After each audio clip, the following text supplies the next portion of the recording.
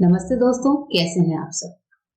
मलाई से घी बनाने का तरीका आपने कई बार देखा होगा, लेकिन शायद इससे पहले आपने ये तरीका कभी नहीं देखा होगा कि अगर हम मलाई में ये एक चीज मिला दें तो हमारा जो घी है वो कितना ज्यादा और कितना प्योर, साथ ही बिल्कुल बढ़िया और दानेदार निकल कर आता है।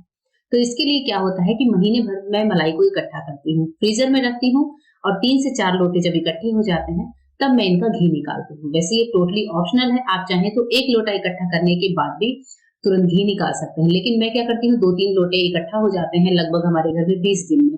तो मैं जब 2 से 3 लोटे इकट्ठे हो जाते हैं तो मैं इनको फ्रीजर से निकालती हूँ मॉर्निंग में, और दोपहर में एक काम करती हूँ और उसके बाद से शाम को मैं इनका मलाई से घी बनाती हूँ। तो सबसे पहले मैंने फ्रीजर से लोटों को निकाल कर रखा है।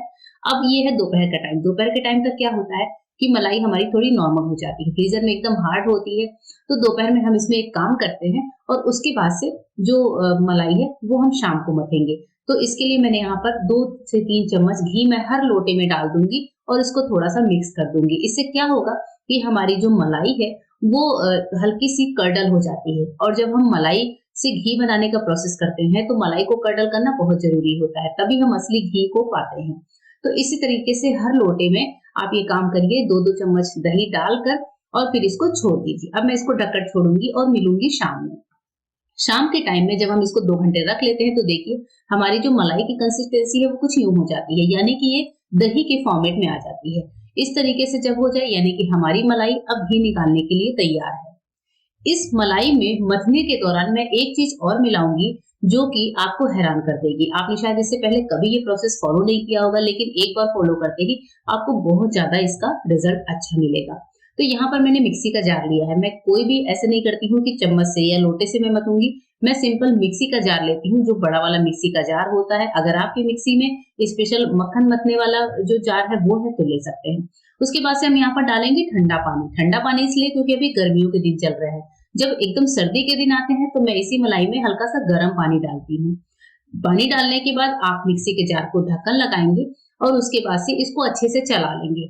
जैसे ही हम इसको चलाते हैं 30 से 40 सेकंड या 1 मिनट, तो आप देखेंगे कि मक्खन अलग हो जाता है और जो मलाई का पानी है वो अलग हो जाता है। तो मैं इस तरीके का बड़ा छन्ना लेती हूँ, नीचे एक बड़ा भगोना लगा लेती हूँ, क्योंकि आपने देखा कि हमारी मलाई की क्वांटिटी काफी ज्यादा है। तो इस तरीके से छन्ने में मैं छानती जाती हूँ। इससे क्या होता है कि हमें हाथ भी नहीं लगाने पड़ते और हमारा काम भी हो जाता है। अभी इस टाइम पर आपको मेरी मलाई में कुछ काले काले छोटे छोटे से चीजें दिख रही हैं, वो एक्चुअली तुलसी के पत्ते हैं। हमारे घर में कान्हा जी हैं, तो मैं दोनों टाइम कान्हा जी को दूध का भोग लगाती हूँ और उस भोग वाले दूध को लाकर अपने दूध में ही मिक्स कर देती हूँ, जिस वजह से तुलसी के पत्ते हमारे दूध में हमेशा आपको दिखेंगे ही दिखेंगे। यहाँ पर भी आपको ब्लैक ब्लैक दिख रहे हैं, वो तुलसी के पत्ते हैं जो मलाई के साथ पिस गए हैं। यहाँ पर मैंने ली है एक बड़ी सी कढ़ाई। तो मलाई से घी निकालने के लिए एक बड़ी कढ़ाई की जरूरत पड़ती है, जो मैंने यहाँ पर लिया है।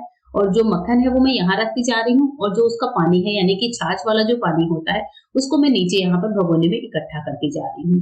दोनों ही चीजें हमारे काम आती हैं। आपको पता ही होगा कि ये जो पानी है इसे आप या तो तड़का लगाकर छाछ की तरह पी सकते हैं, या फिर इसको अच्छे से कडल करके इसका पनीर निकाल सकते हैं। यहाँ पर हमारी सारी मलाई इकट्ठा हो चुकी है, मैंने इसको गैस पर भी रख दिया है। दूसरा जो पानी था छाछ वाला उसको भी मैंने गैस पर चढ़ाया है, और इसके बाद से हम इसको चलाना शुरू करेंगे। दोनों गैस की जो फ्लेम है वो मैंने तेज रखी हुई है। और अभी आप इस टाइम पर सोच रहे होंगे कि मैंने मथते समय तो कुछ नहीं मिलाया। तो दोस्तों इसके लिए वीडियो में आगे आपको रुकना तो बनता है पूरा प्रोसेस देखने के लिए कि मैंने एक्चुअली मथते समय कोई तो एक ऐसी चीज मिलाई थी जिससे हमारी मलाई से जो घी है वो बिल्कुल ही डिफरेंट टाइप का निकलता है। तो यहाँ पर देखिए ये जो कर्टल वाला मिल्क है, अब क्योंकि मैंने इसमें दही डाली है तो मुझे अभी आगे इसमें ना ही नींबू और ना ही विनेगर की जरूरत पड़ेगी। मुझे सिर्फ इस दूध को जैसे ही गर्म करना होगा तो ये हमारा जो है इसमें से पनीर अलग होने लगेगा। इधर हमारी कढ़ाई जो हमने चढ़ाई है वो आप देख रहे हैं सारा जो मक्खन है वो पिघल चुका है, मेल्ट हो चुका है। और इसके बाद से अगर आपको कोई और अलग से काम नहीं है तो आप किचन में लगातार खड़े होकर 20 से 25 मिनट में ही इस मलाई को घी बनाकर फाइनल कर सकते हैं। कई बार लोग क्या करते हैं, गैस को बिल्कुल धीमा कर देते हैं, अपना बाकी का काम करते हैं, लेकिन ऐसे टाइम पर क्या होता है जो मलाई है वो कढ़ाई में चिपक जाती है। अगर हम इसको लगातार चलाते हुए पकाएं तो समय भी कम लगता है, साथ ही हमारी कढ़ाई भी बिल्कुल क्लीन रहती है। तो मैं क्या करती हूँ सारे काम छोड़कर 20 से 25 मिनट देती हूँ और इसको अच्छे से चलाते हुए पकाती हूँ। इधर आप देख रहे हैं कि हमने जो छाछ चढ़ाई थी वो भी कर्डल होने लगी है, इसमें से पनीर अलग होने लगा है, इसका पानी अलग होने लगा है। तो पनीर को मैं छान लेती हूँ और जो इसका पानी है वो आप क्योंकि ज्यादा पुरानी मलाई है तो मैं इसका यूज नहीं करती हूँ, मैं इसको पौधों में डाल देती हूँ। ये जो पानी है इसको ठंडा करके आप पौधों में डाल सकते हैं। और यहाँ पर देखिए हमारा कितना सारा पनीर निकला है, लगभग आधा किलो के लगभग मुझे पनीर मिला है, यानी कि छेना है।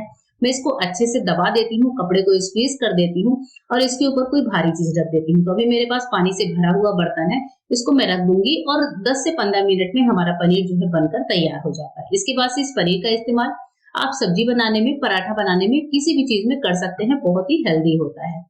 इधर मैं आपको कढ़ाई दिखाती हूँ। आप देख रहे हैं कि जो मलाई है, मतलब जो हमारा मक्खन है वो भी जो है पिघल पिघल कर अभी थोड़ा सा कम होने लगा है। और अब इसके बाद से आप देख रहे हैं 10 से 12 मिनट में ही हमारा जो घी है वो निकलने लगा है। और इस टाइम पर आपको खुरचन भी दिख रही होगी, मेरी कढ़ाई की हालत भी दिख रही होगी। कढ़ाई भी बिल्कुल ना ही नीचे से लगी है, ना ही साइड से लगी है। और अभी 20 मिनट के बाद हमारा पूरा घी निकल कर तैयार है। कुल 1 किलो घी मैं निकालती हूँ हर महीने। अब आप सोचिए कि जो 1 किलो घी होता है उसकी कितनी कीमत होती है। मत्ते समय मैंने क्या डाला था, चलिए बता देती हूँ। मैंने मत्ते समय डाला था 1 चम्मच चीनी। जैसे एक बार मैंने मिक्सी का जार जो मलाई से भरा है उसमें हम 1 चम्मच चीनी डालेंगे। इससे हमारा जो घी है वो दानेदार निकलता है, खुरचन कम निकलती है, साथ ही इसका कलर भी बहुत ज्यादा अच्छा आता है। ये घी है पूरा 1 किलो है। मैं जो मार्केट से घी लाती हूँ कभी, वो कम से कम 700-800 रुपए किलो मुझे मिलता है अच्छी कंपनी का। तो इस तरीके से हम अपने 700 से 800 रुपए की बचत कर लेते हैं। और चूंकि देशी घी है, अगर आप ऑर्गेनिक तरीका देखें तो ये और भी ज्यादा महंगा होता है। अभी हमारा जो घी का डब्बा है, पिछली बार की जो घी है वो मैं आपको दिखा रही हूँ और इस बार की घी मैंने डाल दी है। तो आप देख रहे हैं डब्बे में बिल्कुल ऊपर आ गई है, यानी कि जो 2 किलो का डब्बा है वो लगभग थोड़ा सा ही और बचा है और पूरा भर गया है। तो दोस्तों इस तरीके में क्या होता है, खुरचन भी बहुत कम निकलता है। देखिए खुरचन कितनी कम निकली है। हमारे घर में मीठा कम खाते हैं तो मैं इसका कुछ नहीं बनाती। अगर आप कहेंगे तो मैं मिठाई की रेसिपी आपके लिए पोस्ट करूंगी। ये जो खुरचन है मैं हमारे घर के जो पेट्स वगैरह हैं, कुत्ते हैं या फिर कोई गाय होती है, उसको खिला देती हूँ। और मीठा खाना होता है तभी साल में कभी कभार मैं एक बार इसकी रेसिपी ट्राई कर लेती हूँ। तो इस तरीके से आपने देखा कितने सिंपल तरीके से हम अपने मलाई से घी को निकाल सकते हैं, बहुत ही कम समय में, सिर्फ 20 से 25 मिनट में। एक और टिप दिखा देती हूँ आपको आज चलते चलते। हमारे पास इस तरह की चूड़ियां होती हैं। अब ये जो चूड़ियां होती हैं कई बार ऐसे बिखरी होती हैं। जैसे मेरे पास भी ये 2 कलर की चूड़ियां हैं जो कि 2-2 दर्जन है।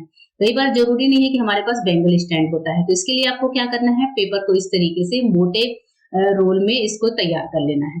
इस तरह से मोटा रोल करना है जिसमें हमारी चूड़ी अच्छे से फिट हो जाए। तो इस तरीके से हम क्या करेंगे, सारी चूड़ियों को एक साथ पहले इस पेपर रोल में लगा लेते हैं। तो मेरी ये चूड़ियां जो मेटल की है इधर उधर बिखरी थी, आज इनको अरेंज करके मैं रखूंगी। अब हमारे पास इस तरह के डब्बे होते हैं, अमेज़न वगैरह से आते हैं। तो देखिए इस तरीके से आप इन डब्बे में इस पेपर को पूरी तरह से फिट कर दीजिए। हमारी चूड़ियां बहुत अच्छे से सेट हो गई हैं और दिखने में भी काफी ज्यादा सुंदर लगती हैं। आपको ये वीडियो कैसी लगी कमेंट करके जरूर बताइएगा।